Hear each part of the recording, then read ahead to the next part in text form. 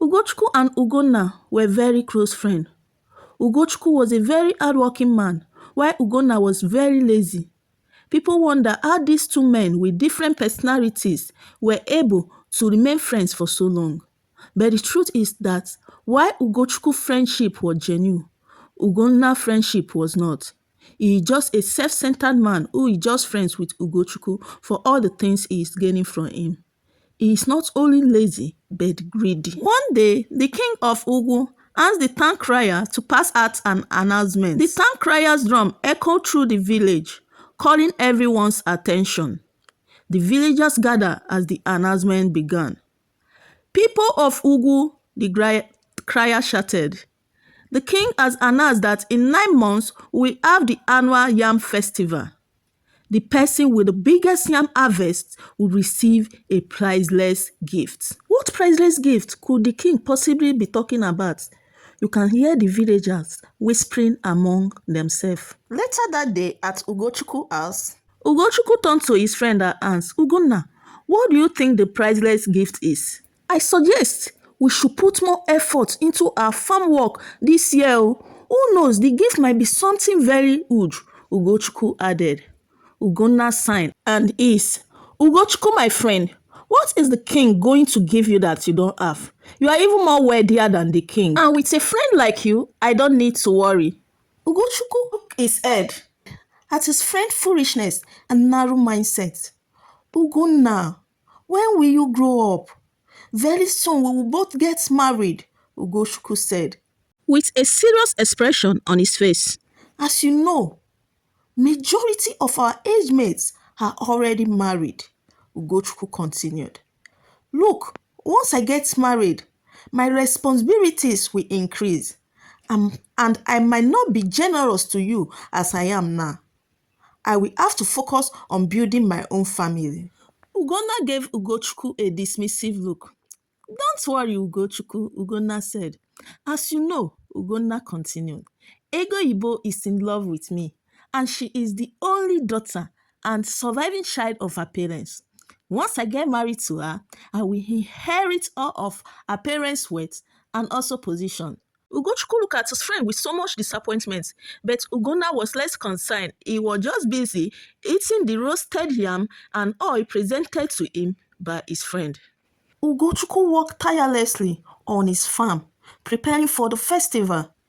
I need to work hard, not just for the gifts, but because I want a bright future for myself and my future family.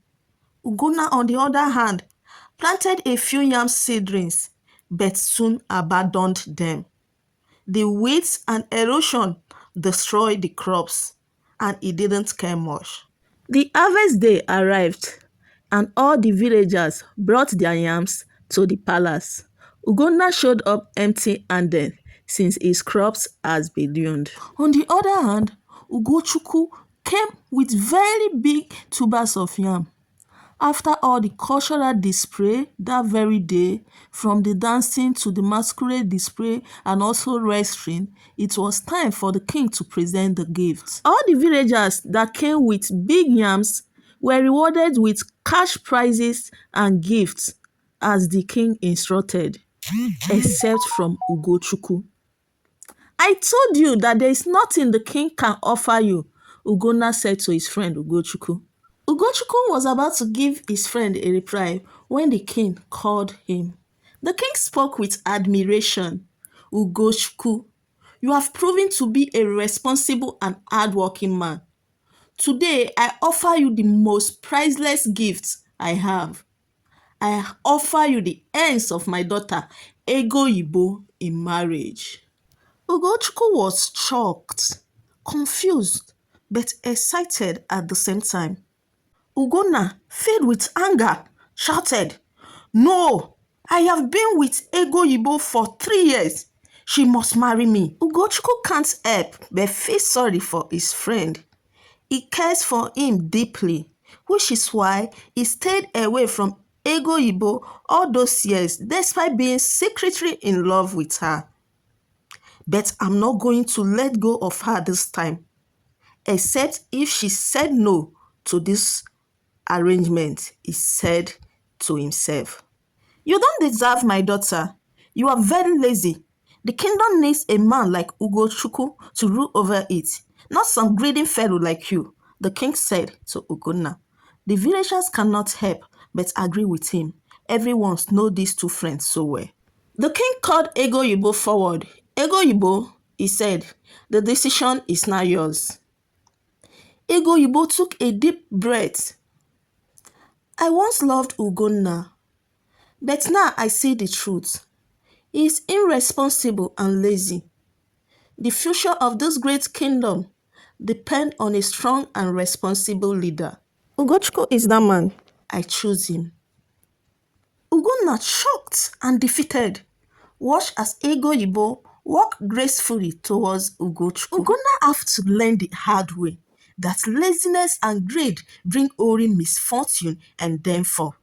The villagers shared as Ugochukwu and Ego Yibo embraced. Being hardworking and responsible truly pays, they whispered.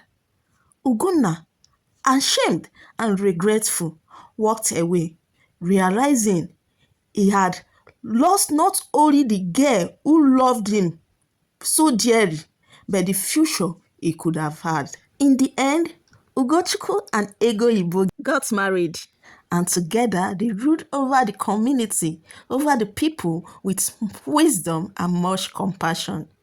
Ugonna, still lazy and greedy, remained a lesson for others. The queen Ego Yibo and her king Ugochukwu lived happily ever after with their lovely children and ruled over the kingdom of Ugu.